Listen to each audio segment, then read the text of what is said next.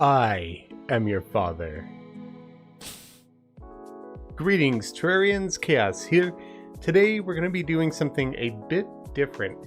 As many of you may know, it is Chippy's birthday, and as probably most of you know, he has done a ton to help this channel grow. He has been very supportive, given me a lot of advice and information, and honestly, I don't think we would be sitting at 73,000 subscribers right now if not for his assistance.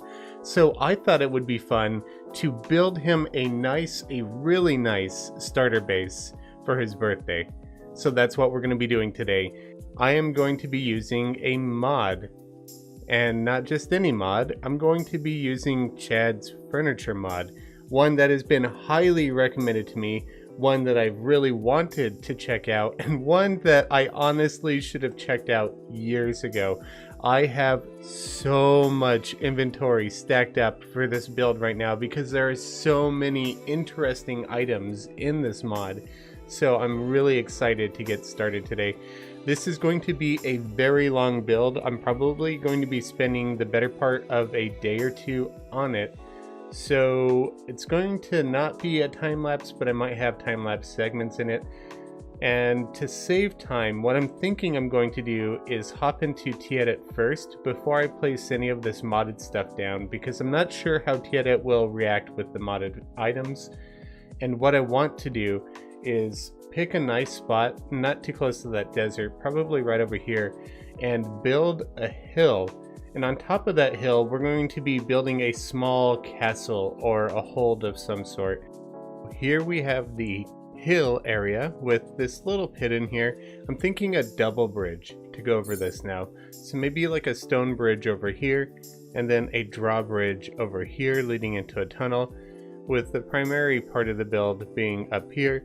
Maybe some generic NPC houses off to the side over here. And then one other thing that I'm thinking of is possibly putting his room in a tower. So what I'm going to start off by doing is sculpting out this area and kind of decorating it, and creating the bridge over here, and then maybe the tunnel as well. The style of bridge that I'm going to be using in this video is one of my personal favorites, and it's one that I've covered before in a tutorial on the channel. So if you would like to learn how to build this for yourself, I will leave a link to that video in the description below. The main reason this bridge pops out to the eye so much is because I use dark lines that are created when two blocks do not merge together. In this case, the sandstone slab, stone slab, and ebonstone brick do not blend with each other, and instead create these nice layers with accent lines. For my bridges, I try to design them with supports being made out of background walls so that I can easily place objects in front of the supports, such as grass, plants, and water. As for the garden area, as you could tell, I have decided against using stone block, and I picked up some of my go-to sandstone with gray paint once again. What can I say? I'm addicted to it. It just looks so much more appealing to me than the standard stone block does. If you're going to substitute sandstone for stone block, you're going to need to keep it under 1,000 pieces, unless you want to create a desert biome. The block also does not blend with dirt or grass, so if you don't want that dark gap to show, simply place some sand in between and it'll blend with the dirt and the grass and the sandstone, acting as a sort of a buffer. The rock pillar is made using walls that are usually unobtainable. These are some of my favorite wall textures in the entire game, but the only way to get them, in vanilla at least, is to use T-Edit. But since I'm diving headfirst into Chad's furniture mod, I get to obtain these walls straight away as an item. For this particular pillar, I'm blending 3 of the gray painted rock variants with some unpainted jungle wall that acts as vines. Once that's done, I finish laying out the garden area, swapping out the stone, and planting some grass. Alright, so now we've got the general area starting to look much better. I went ahead and built the bridge, built the drawbridge, although it's not currently connected to anything. And I also built a rope bridge over a small pond here. So in terms of new materials, I'm really liking this right here. That is the rich mahogany trellis, which just looks phenomenal. I also have it up here at the bottom part of the bridge. I really like the lattice shape of it. This water, I guess aqueduct, is also something that's new, and that's made out of some gray painted sandstone brick, and on top of that is actually some sandstone column that's also been painted gray, just because it's got a really good texture, right? So next up, I'm thinking that I'm going to work on the garden and just finish it up. I've got a ton of plants in here, various different ones, some new, some are unobtainable, like we've got jungle plants in here. So I'm thinking I'll experiment around with the plants, get a nice little garden area going, and complete this. My goal for this garden is to have an area that feels more natural than man-made. Terraria is already flat enough as it is, being a 2D game and all, and I thought that a flat garden on top of that would look relatively boring. So I want this to feel more like a peaceful nature escape hidden away from the rest of the world. Chad's Furniture has a ton of new plant additions to help out with this, all of which look amazing. If I had one nitpick, however, it would be that the items are mostly 2 to 3 blocks wide. In Terraria, some furniture pieces look a lot larger than the space they actually take up, such as many of the dye plants. This allows you to overlap them and create really lush foliage. If the plants in Chad's Furniture also only took up one space physically, while taking up more than one space visually, it would allow you to overlap plants to create a much more dense environment. Other than that little nitpick, however, I love it. Sadly, I have to cut this time-lapse a bit short because a heavy rain makes the video a little too dark to really see anything. Okay, I think I might have found my favorite modded material so far, and it's pretty impressive. I absolutely love this. Ivy just looks amazing. So it's a furniture piece, if you haven't played with Chad's Furniture yet. And it clings to walls, or it'll cling to a block, only one tile. It won't go any further than that unless it's on a wall. So it needs to be attached directly to a wall or a tile, but just look at the detail on this. It looks amazing, in my opinion. It has so much functionality. Like, I could just make bushes look a little bit more in depth. These rocks have vines all over them. The pillars just look totally alive right now. Normally I would do something like this using a leaf wand and actuators, but these are semi-transparent. You can kind of see through them, and it just looks phenomenal. So yes, I think this might very well be my favorite modded item right now. Okay, so the garden is done. We've got birds flying about because of the birdhouses. We've got a rabbit walking around because of the rabbit hole. So up next, I'm going to work on the alchemy cave thing.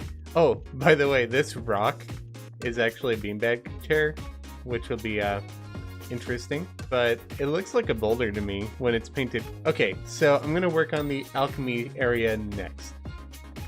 So now if we head through the garden and through this little cave with these skull doors, we end up with our potion shop, which I rather like the fact that we can actually place potions with this mod because it's fantastic. So in addition to that, we've got some mystic furniture, a couple of trophies that might look like something you would find in a mystic shop. I really like this clock, by the way. And then up above all of this, I decided to go ahead and make the herb garden as well, and it's going to be a greenhouse, but a fancy one indeed. So this lead glass block is another part of the mod which just looks phenomenal. So that's going to be the majority of this. And then we have palladium column, which is a vanilla material, but right next to it we have these stone columns which also look fantastic. It's also what's appearing to hold up the planters over here. So next up, we're going to work on the pillar right here, I think the tower, and maybe the entrance. And then I might get started on the build itself up top. I do need to figure out a way that I want to connect the entrance to the garden over here, probably to the wine cellar slash ale cellar or whatever it's going to be, which will be connected to the kitchen. So that's what I think I'm going to be doing, but I am going to start right here. One of the more interesting items within Chad's furniture, for me at least, are the addition of these pillars.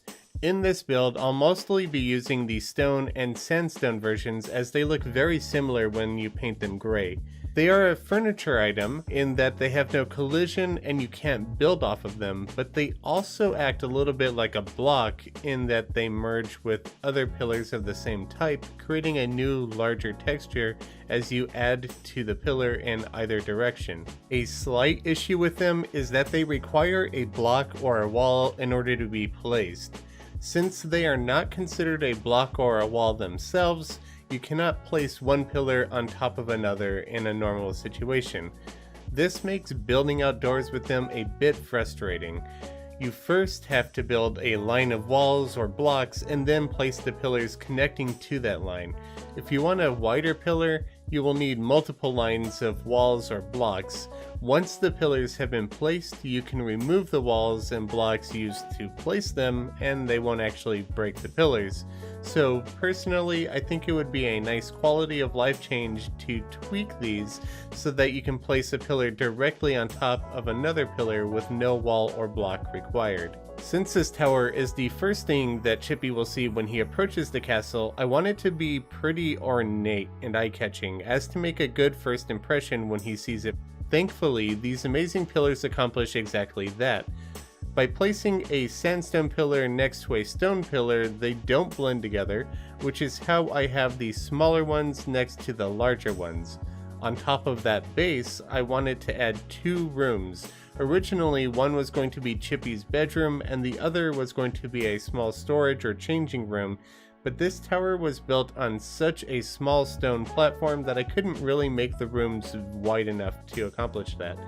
True, the rooms can't actually collapse from weight, but I like to give the impression of physics when I build. These rooms felt a little too small to be considered king's quarters, so I decided to repurpose them.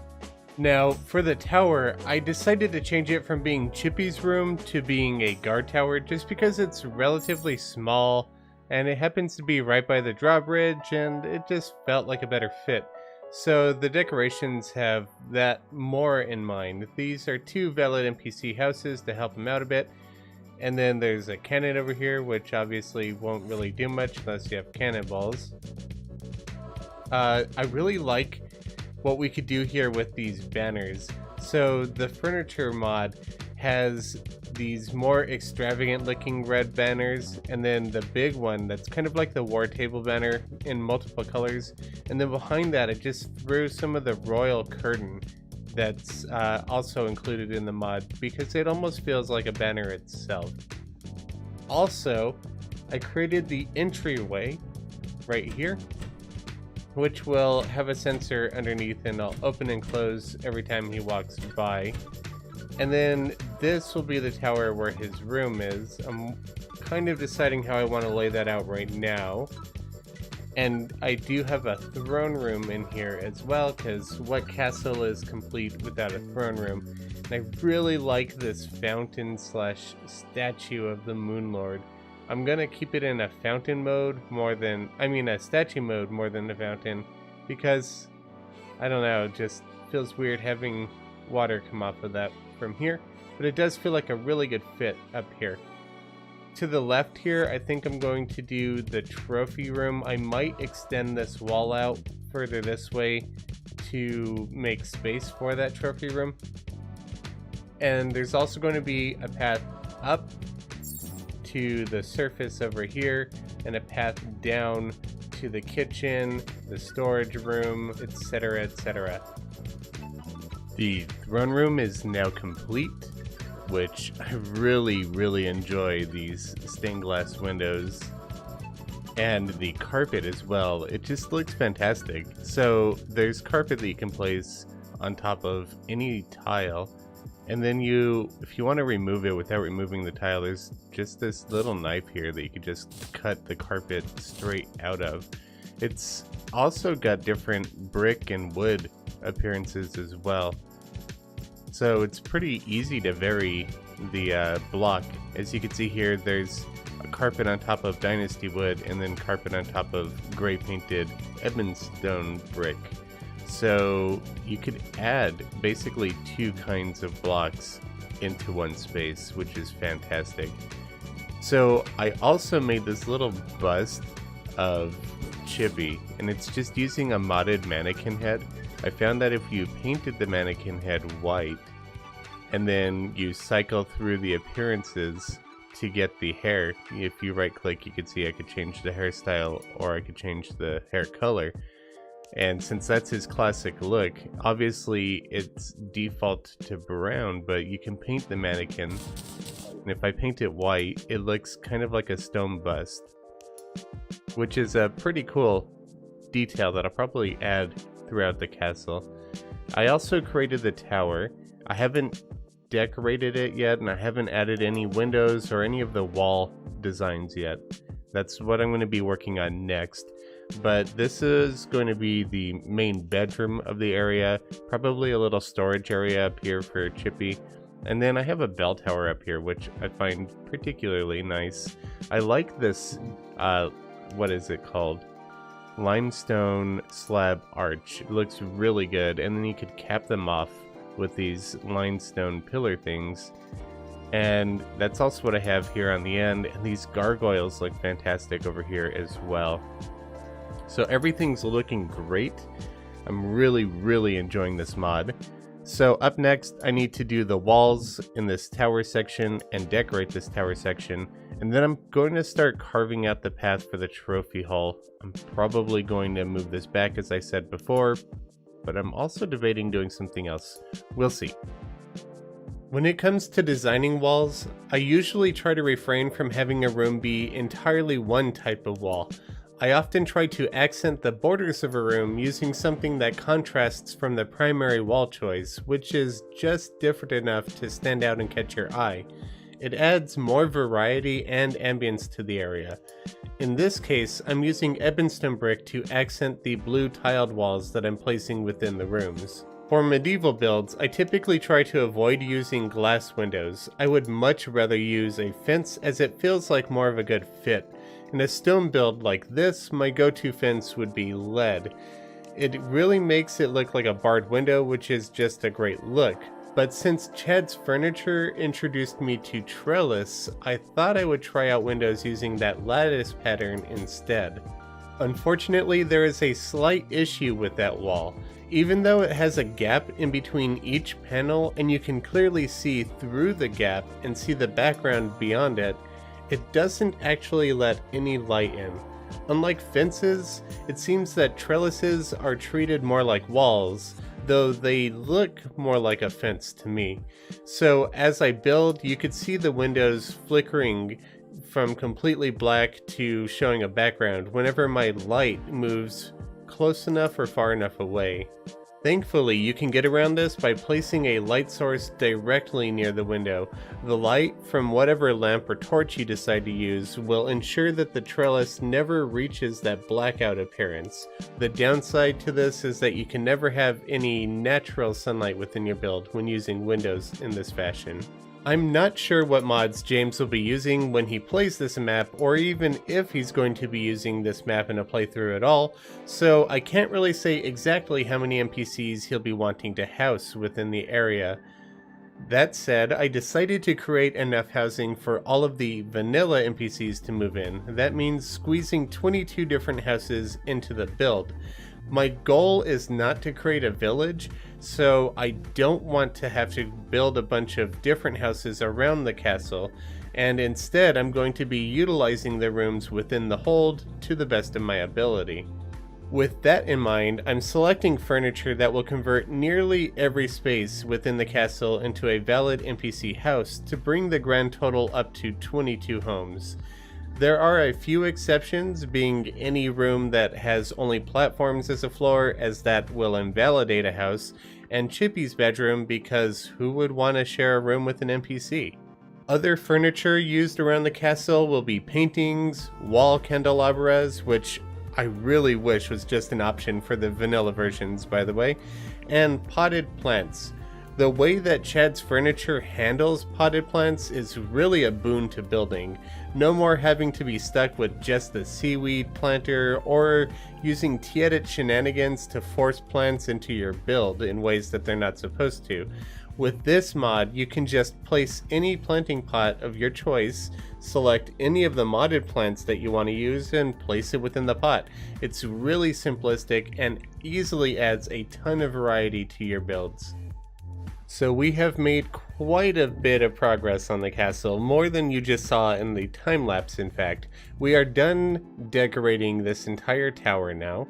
So we have the bell tower up top, the nurse has made herself at home, but I'm probably going to evict all of the NPCs before I send it off to Chippy, except for maybe the guide. And then down here we kind of have a changing room for him with another bust of his, I guess, face? Beard? A bust of his beard. Chippy's couch, of course. You gotta have Chippy's couch. A little changing area. And then the bedroom down here with a nice telescope and a clock. I really like these wall clocks. They look really nice. And I also like this globe, though I kind of wish you could click on it and spin it, but furthermore, we have another NPC house here, and we actually have quite a few NPC houses. There's one here, there's one down here, one down in this area, down the spiral staircase. We've got two in the guard tower, another one here, the throne room's an NPC house, and we also built over here to the left. And what we created here is a storage room for him to use. They're all empty at the moment.